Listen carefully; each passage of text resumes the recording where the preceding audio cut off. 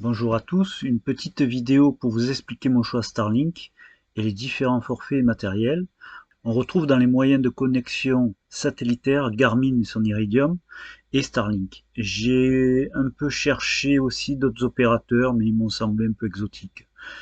Donc mon choix s'est porté sur Starlink pour un accès à Internet, avec la possibilité de faire de la visio, de la téléphonie, sur les mails, etc. Iridium le fait aussi, mais ça m'a paru un peu plus lourd. Cette connexion satellitaire est pour moi un organe de sécurité en plus dans le bateau pour prendre la météo et avoir un moyen de communication possible à tout instant. Donc je suis parti sur une version Starlink prioritaire locale qui donne accès à la partie maritime qu'il nomme prioritaire mondiale. J'ai fait ce choix car je voulais impérativement le meilleur matériel au niveau de l'antenne.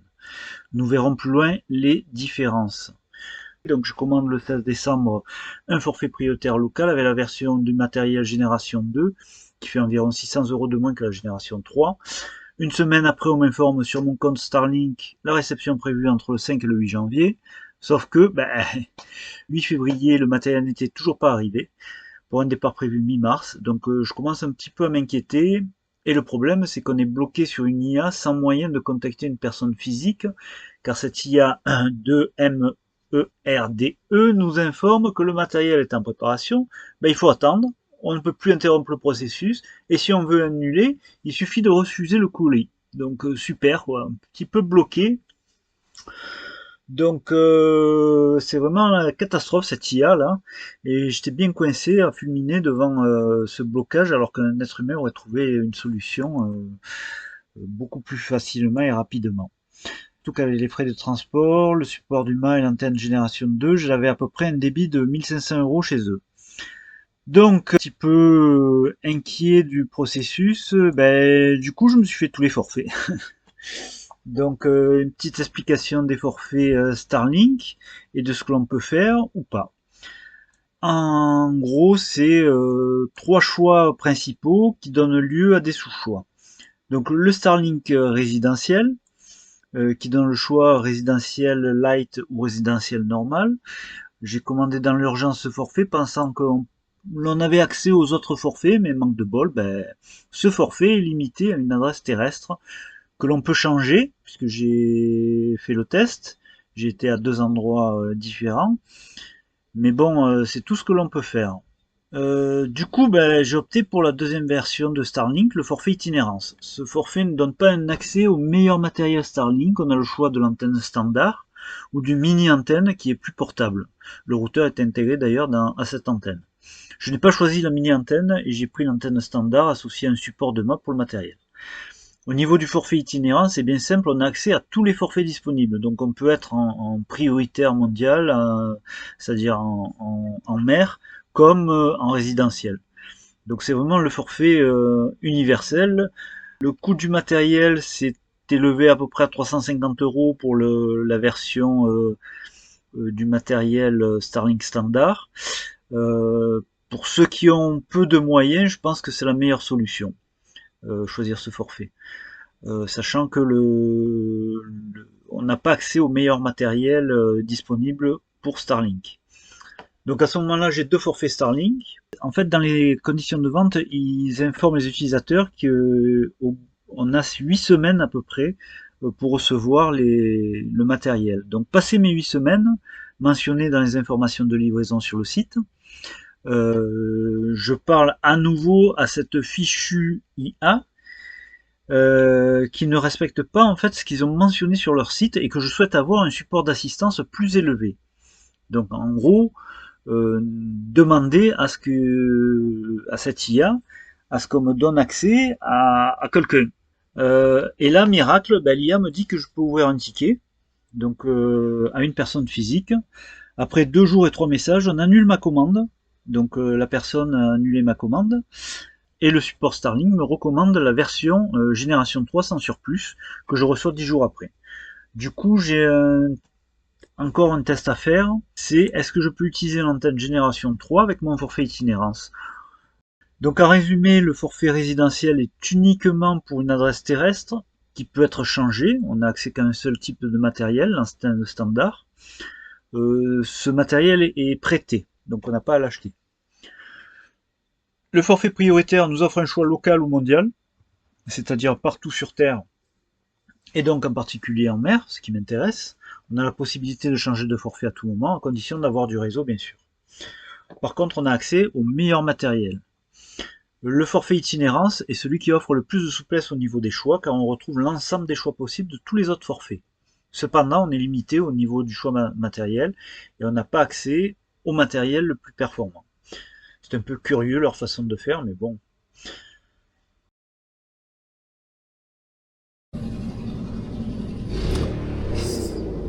Alors, Starlink. Donc ça, c'est la version standard. Donc il y a un bloc ALIM, un point d'accès Wi-Fi avec la partie antenne. Ici la partie antenne. Ici une alimentation. Et là, je crois qu'il y a, voilà, il y a deux prises RJ45 pour le réseau en filaire. Et il fait aussi point d'accès Wi-Fi. Donc tous les connecteurs sont étanches, enfin résistants à l'eau, on va dire. Alors, il faudrait que j'en trouve un. Alors voilà, tous les connecteurs sont plus ou moins étanches. Il y a une espèce de double bavette qui vient rentrer à l'intérieur, là, dans la partie plastique. Voilà. Donc en fait ici il y a une pseudo étanchéité à l'eau, et pour le retirer il faut tirer dessus. Donc en fait sur Starlink et sur ces RJ45, l'espèce de petite languette que l'on a sur les câbles réseau n'est pas active. Voilà, donc une antenne en plastique des deux côtés, avec fourni donc un pied en plastique, et moi j'avais commandé une partie fixation pour le monter sur un mât. À noter que les vis ne sont pas en acier inox, c'est de la ferraille.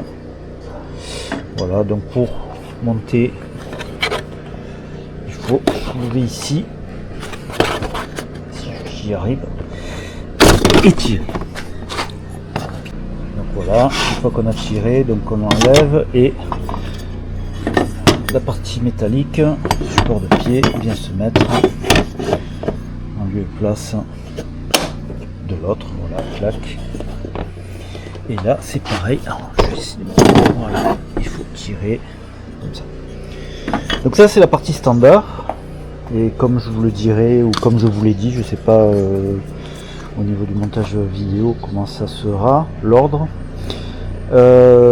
C'est l'antenne standard, mais du forfait, enfin je vais dire ça comme ça, du forfait itinérance. J'ai eu aussi l'antenne standard, donc résidentielle, c'est le même matériel. Bon, sauf qu'il n'y a pas possibilité de commander, il me semble, le support. Je me souviens pas, j'ai juste commandé la partie résidentielle. Et sur la partie résidentielle, il n'y a que la possibilité d'avoir deux forfaits, comme vous le verrez sur les captures d'écran. Mais sinon, le matériel, c'est strictement le même. Donc maintenant, on va passer à la partie Starlink Marine et génération 3. Donc l'antenne sur la face avant est identique, en tout cas d'aspect, que la version standard. Bon, électroniquement c'est un peu plus, au niveau de l'antenne on a des angles d'ouverture qui sont plus larges. Je pense qu'il y a une consommation qui est un peu moindre. Au niveau de la face arrière, c'est une coque en aluminium, contrairement à la version standard qui est une coque en plastique. Et c'est surtout le mode de fixation qui n'est pas clippé, mais qui est vraiment fixé avec des inserts métalliques en inox, je présume. Et la partie pied, pareil. Donc voilà, la partie support de mât, elle vient se fixer ici par 4 vis. Donc au niveau de la robustesse de maintien de l'antenne, c'est quand même autre chose que des simples clips sur la version standard. Ici on a la même chose, C'est des vis qui sont fournies avec, mais pas en acier inox. Voilà. Donc ça je le remplacerai. Et surtout aussi la connectique est différente. C'est une connectique ronde. C'est une connectique ronde avec plusieurs points. Voilà. En quart de tour. Donc qui a l'air d'être non, pas forcément, il n'y a pas forcément de joint d'étanchéité, donc c'est un peu curieux. Voilà. Ensuite, au niveau module qui accompagne cette antenne là, on a un gros bloc à ligne. Donc qui est peut-être alimenté en 220 mais aussi en 12. Donc voilà, j'ai enlevé juste le petit capuchon. Donc je crois que c'est ITX ou un truc comme ça, la référence de ces connecteurs, je vous la donnerai un peu plus tard. Et ici il y a une prise réseau en filaire ici et la partie antenne que l'on connecte ici. À noter que ce module là, ce bloc à ligne, donc il transfère juste la partie réseau mais ne fait pas point d'accès Wi-Fi. C'est pour ça que dans leur offre on a bon, c'est gratuit, hein, ça on le paye pas, la même chose que pour la version standard. Donc c'est un point d'accès Wi-Fi avec deux connecteurs réseau ici et une alimentation ici.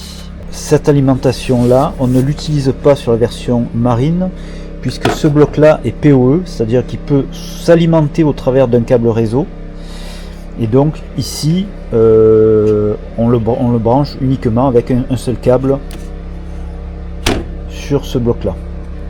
Voilà. Donc là toujours pareil, on a nos connecteurs avec double bavette et ici c'est le cordon d'alimentation 12 volts. Voilà, donc le plus ici et le moins et sur la partie biseautée. Voilà les petits capuchons étanches. Je peux vous faire voir en image les différences entre les deux antennes matérielles. Le matériel génération 2 ou 3 qui peut s'alimenter directement 12 volts et l'antenne a un angle d'ouverture supérieur qui permet d'avoir un nombre de satellites en visu supérieur à l'antenne standard. La connexion et le débit est donc facilité surtout avec les mouvements d'un bateau. C'est pour ça que j'ai opté pour ce matériel là, mais bon, qui est plus cher. Donc le bloc d'alimentation de Starlink version marine génération 3 là, il est monté sur un support, donc comme ça. Donc on peut le fixer sur une paroi, sur un mur, et il vient se clipper.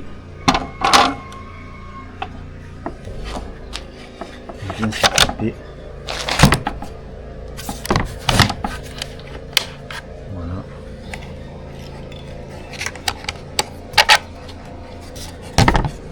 Ce qui permet de pouvoir le monter dur, on va dire, un peu plus solidement sur une cloison.